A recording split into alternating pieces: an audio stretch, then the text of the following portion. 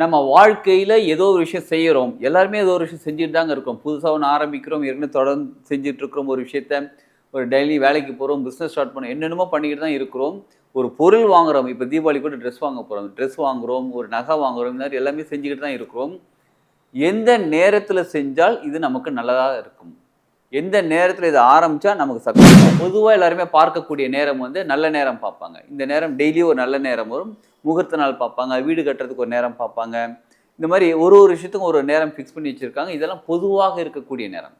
நம்ம இண்டிவிஜுவலாக போய் பார்க்கணும் அப்படின்னா ஜாதகம் வச்சு பார்ப்பாங்க, சரிங்களா? இந்த ஜாதகம் வச்சுட்டு இந்த ஜாதகம் இந்த நேரத்தில் இது செய்யுங்க, அதை செய்து இந்த இந்த கிரகங்கள் உங்கள் நிலை நல்லா இருக்குது, இந்த நிலைக்கு அதற்கு தகுந்த மாதிரி நேரம் ஃபிக்ஸ் பண்ணி கொடுப்பாங்க, இதை செய்யுங்கன்னு சொல்லுவாங்க. இதெல்லாம் ஜாதகம் வச்சு பார்க்குறது ஒரு டெக்னிக். பொதுவாக பார்க்க நம்ம யாருக்கு கொடுத்துருக்கோமோ அவங்க எந்த நேரத்தில் இருக்காங்கன்னு தெரிஞ்சிடுச்சுன்னு வச்சுக்கோங்களேன். அப்போ அவங்க நேரம் சுமாராக இருக்கும்போது, நம்ம நேரம் நல்லதாக இருக்கும்போது நம்ம அவங்கக்கிட்ட பேசினா நமக்காக செஞ்சுருவாங்க. இது எப்படி கண்டுபிடிக்கிறது? எல்லாருக்குமே அதே நேரம் தானேங்க. ஒருவேளை யூஎஸில் தான் டைம் மாறி இருக்கும். இப்போ மணி 11 அப்படின்னா எல்லாருக்குமே 11 மணி தானே. அப்படி நம்ம நினைப்போம். நான் நேரம்னு சொல்கிறது மணி நேரத்தை இந்த டைம் சொல்லலைங்க, நான் நேரம் சொல்கிறது நம்மளுடைய நேரம். அது எப்படிங்க கண்டுபிடிக்கிறது? வாழ்க்கையில் இது நடக்குது. அப்போ நம்ம இதை கற்றுக்கும் போது நம்ம வாழ்க்கை மட்டும் இல்லாமங்க, நம்ம மூலியமாக மற்றவங்களோட வாழ்க்கையும் நம்மளால் முன்னேற்ற முடியும். ஆக மொத்தத்தில் இதுக்கு ஜோதிடம் தெரிஞ்சிருக்கணும் அந்த மாதிரிலாம் அவசியம் கிடையாது, சரிங்களா? எனக்கு ஜாதகம் தெரியல எதுவுமே இருக்கணும் அவசியம் கிடையாது, உங்களுக்கு தெரியணும்னு அவசியம் கிடையாது. சப்போஸ் உங்களுக்கு ஜாதகமே இல்லை, கண்டுபிடிக்க முடியுமா? உங்கள் பேர் படித்து வச்சு நிறைய விஷயம் கண்டுபிடிக்கலாம், செய்யலாம், சரி பண்ணிக்கலாம். வாழ்க வளமுடன். ஹீலிங் ஹேண்ட்ஸ் எஜுகேஷன் ஹீலிங் சென்டருக்கு டெலிகாலிங் ஆள் தேவைப்படுறாங்க. நம்ம சென்டர் இருக்கக்கூடிய இடம் ஊரப்பாக்கம், சென்னையில் இருக்குது. வண்டலூர் பக்கம் ஊரப்பாக்கத்தில் நீங்கள் வசிக்கிறீங்க, யார் கூடாஞ்சேரி பக்கம் வசிக்கிறீங்க அப்படின்னா நீங்கள் டெலிகாலிங் ஜாபுக்கு இந்த நம்பருக்கு வீடியோவில் வரக்கூடிய காண்டாக்ட் நம்பருக்கு காண்டாக்ட் பண்ணுங்கள்.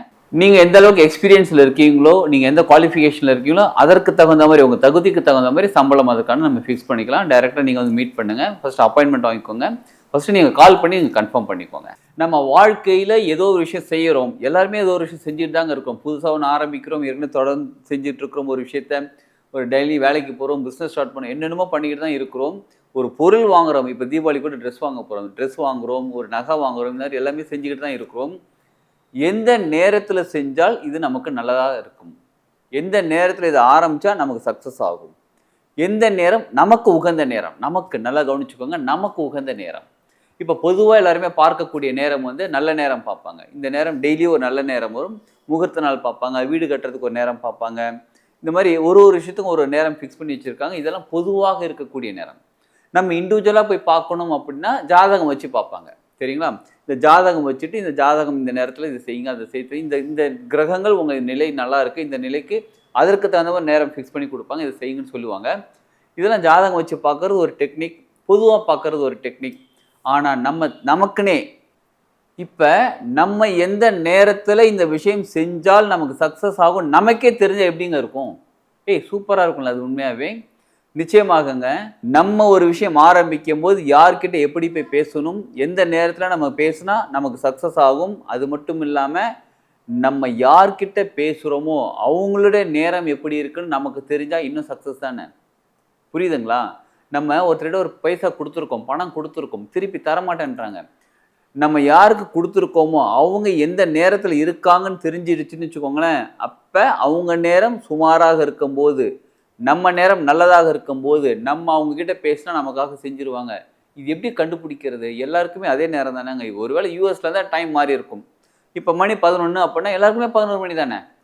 அப்படி நம்ம நினைப்போம். நான் நேரம்னு சொல்கிறது மணி நேரத்தை இந்த டைம் சொல்லலைங்க, நான் நேரம் சொல்கிறது நம்மளுடைய நேரம். அது எப்படிங்க கண்டுபிடிக்கிறதுன்னு கேட்குறீங்களா? அதற்காகத்தான் நம்ம சித்தர்கள் முன்னோர்கள் வந்து என்ன எழுதி வச்சுருக்காங்கன்னா பஞ்சபட்சி சாஸ்திரம்னு ஒரு சாஸ்திரம் எழுதி வச்சுருக்காங்க. அந்த சாஸ்திரத்தில் 5 பட்சிகள்லாம் பறவைகள், 5 பட்சிகளை பேஸ் பண்ணி ஒரு சாஸ்திரம் இயற்றியிருக்கிறார்கள். இந்த 5 பட்சிகளும் பஞ்சபூதங்கள் கூட சம்மந்தப்பட்டது. இந்த பஞ்சபட்சி சாஸ்திரம் வழியாக நமது நேரம் எப்படி இருக்குன்னு நம்ம தெரிஞ்சுக்கலாம். இப்போ பெயர் பட்சின்னு சொல்லுவாங்க அதுக்கு பேர். இப்போ உதாரணத்துக்கு உங்கள் பேர் ஷண்முகம்னு வச்சுக்கோங்களேன். ஷண்முகம் அப்படின்ற பேரை தமிழ் எழுதினா முதல்ல வரக்கூடிய எழுத்து சா, சரிங்களா? சா அப்படின்ற எழுத்து சா அப்படின்ற ஆ வரிசைக்குள்ளே வரும். சா சொன்னீங்கன்னா ஆ வரிசைக்குள்ளே வருதுங்களா? இப்போ இந்த ஆ வரிசைக்குள்ளே வரக்கூடிய அந்த பட்சி எதுன்னு பார்த்தீங்கன்னா வல்லூர் பட்சி. இப்போ அதுக்குன்னு தனி கால அட்டவணைன்னு நம்ம கொடுத்துருவோம். எப்போ கிளாஸில் கொடுத்துருவோம். அந்த பயிற்சியை கற்றுக்கிட்டவங்களுக்கு அந்த கால அட்டவணை எப்படி பயன்படுத்துறதுன்னு தெரியும். கால அட்டவணை நேரம். அந்த பட்சிகள் தொழில் சொல்லுவாங்க. அரசு, ஓன், நடை, துயில், சாவுன்னு 5 தொழில் சொல்லுவாங்க. இந்த 5 தொழில் தான் 5 நேரமா ஜாமமா சொல்லுவோம் நம்ம.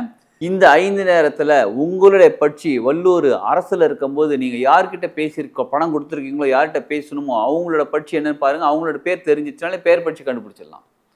அப்போ அவங்களோட பெயர் பட்சியை கண்டுபிடிச்சிட்டு அவங்களோட நேரம் எப்படி இருக்குன்னு பாருங்க. அட்டவணையில பார்த்தாலே தெரிஞ்சிடும். அந்த அட்டவணையை பார்த்துட்டு அவங்களது வந்து துயில் இல்லை சாவு இந்த மாதிரி இருக்கும்போது நீங்க அரசுல ஊன்ல இருக்கும்போது நீங்க பேசுனீங்கன்னா நிச்சயமாக உங்களுக்கு திருப்பி கொடுத்துருவாங்க.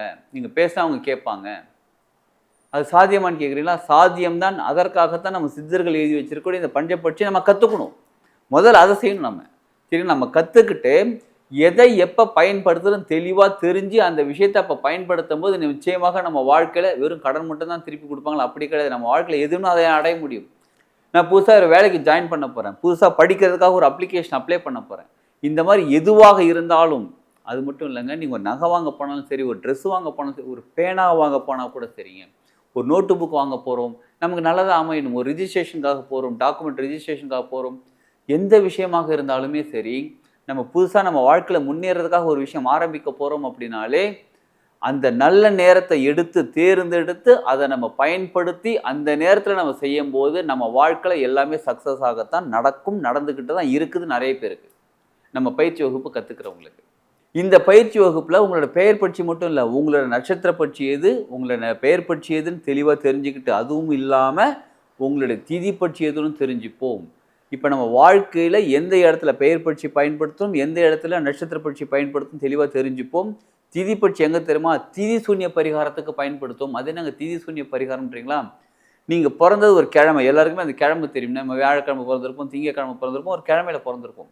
நீங்கள் பிறந்த திதி எதுன்னு தெரியுங்களா? திதினா முதல்ல என்னன்னு கேட்குறீங்களா? அதாவது பௌர்ணமியிலேருந்து அமாவாசை, அமாவாசையிலேருந்து பௌர்ணமி வருது பாருங்கள். பௌர்ணமியும் ஒரு திதி தான், அமாவாசையும் ஒரு திதி தான். நம்ம கிழமைங்கிறது சூரியனை பேஸ் பண்ணி சொல்லிக்கிட்டு இருக்கிறது. திதிங்கிறது நிலவு பூமியை சுற்றி வருது பார்த்தீங்களா, அதை பேஸ் பண்ணி சொல்கிறது. இப்போ அஷ்டமி, நவமி, தசமிலாம் சொல்கிறாங்க பாருங்கள், இதெல்லாமே திதி தான். அப்போ நம்ம எந்த திதியில் பிறந்திருக்கோன்னு தெரிஞ்சு அதற்கான பட்சி எதுன்னு கண்டுபிடிச்சி அந்த பட்சிக்கு சுகந்த ஒரு சில விஷயங்கள் இருக்குது, பரிகாரம் இருக்குது. அதை செய்யும்போது நமது திதி சூன்யமாக இருக்குது, சூன்யம்னு 0வாக இருக்குது. அதுலேருந்து பரிகாரம் பெறும்போது திதி சூன்யம் சரியாகிவிடும். நம்ம பலர் வாழ்க்கையில் நிறைய ட்ரை பண்ணியிருப்போம். ஜாதகம் பார்த்துட்டேன், அதை பண்ணிட்டேன், இதை பண்ணிட்டேன், அவங்க அன்னதானம் கொடுக்க சொன்னாங்க, நான் அவங்க இதை செய்ய சொன்னாங்க, நான் அவ்வளோ பெரிய விஷயம் செஞ்சுட்டேன், நான் எல்லா கோயிலுக்கும் போயிட்டு வந்துட்டு எல்லாமே பண்ணிட்டேன், இருந்தாலும் என்னோடய வாழ்க்கையில் நான் பெரிய அச்சீவ் பண்ணணும்னு நினைக்கிறேன், எனக்குள்ள திறமைகள் இருக்குது, இருந்தாலும் பெரிய அச்சீவ்லாம் பண்ண முடியல, நான் நல்லவனாக தாங்க இருக்கிறேன், நல்லதாங்க செஞ்சுட்டு இருக்கிறேன், இருந்தாலும் என்னமோ தெரியலங்க என் லைஃப்பில் ரொம்ப பெரிய முன்னேற்றம் இல்லைங்க அப்படின்னு நினைக்கிறவங்களுக்கு என்ன ரீசன் அப்படின்னு பார்த்தா திதி சூன்யமாக இருக்கிறது.